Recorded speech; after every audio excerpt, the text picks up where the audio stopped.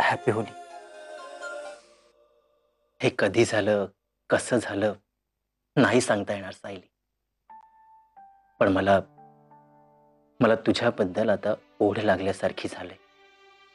हे नक्की प्रेमच आहे हे कळतंय मला.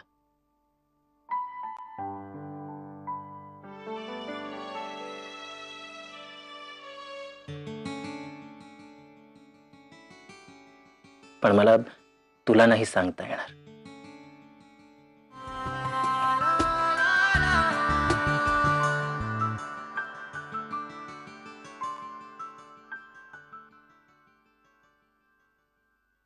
असं माझ्यासोबत होईल असं असं वाटलं सुद्धा नव्हतं.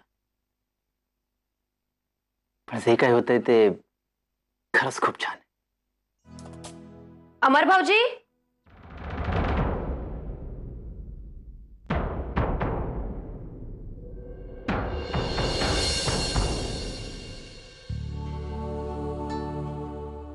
अरे वहिनी, तू आत्ता इथे?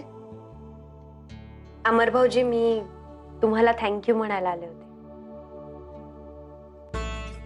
खरं तर तुम्ही जे केलं ते शब्दात नाही मांडता येणार, पण तरी. अरे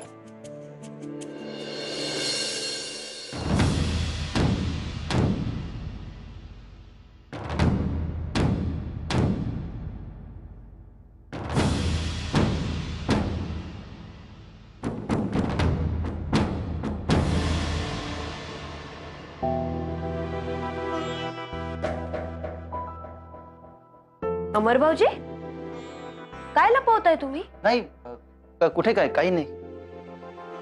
तुमच्या लाडक्या वहिनीपासून लपवताय का तुम्ही? नाही. बघू काय? नाही बघू? नाही नाही, वहिनी प्लीज, नाही वहिनी प्लीज, वहिनी प्लीज प्लीज बघू नका ना वहिनी. वहिनी एक मिनिट. हा, वहिनी.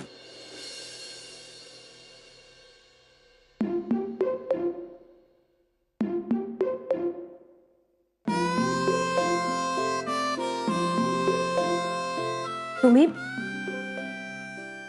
तुम्ही प्रेमात पडलाय?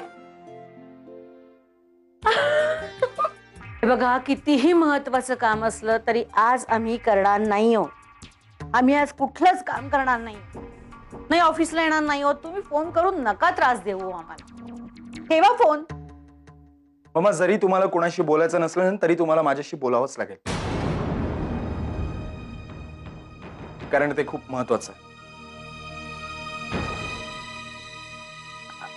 अरे दिग्विजय, हे बघ, आम्हाला माहिती आहे काल आमच्याकडनं फारच मोठा गोंधळ झाला.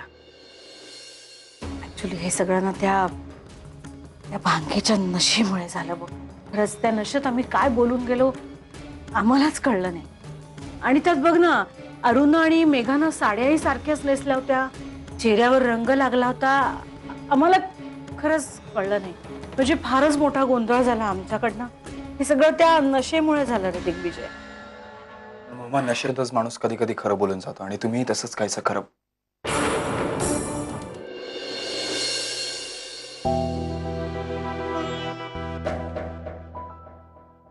तू इथे काय करते? अगं, दिग्विजयचे कपडे घ्यायला आले होते. किती रंगली आहेत बघ ना. म्हटलं आजच धुतलेले बरे, नाही का? अरू, यापुढे तू दिग्विजयांच्या कपड्यांना हात नको लावत जाऊ.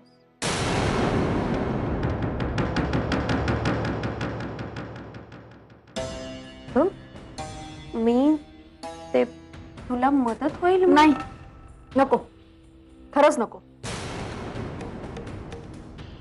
दिग्विजयांची सगळी कामं मी करू शकते. त्यासाठी मला तुझी गरज नाही. सो ह्यापुढे तू आमच्यामध्ये लक्ष घालू नको.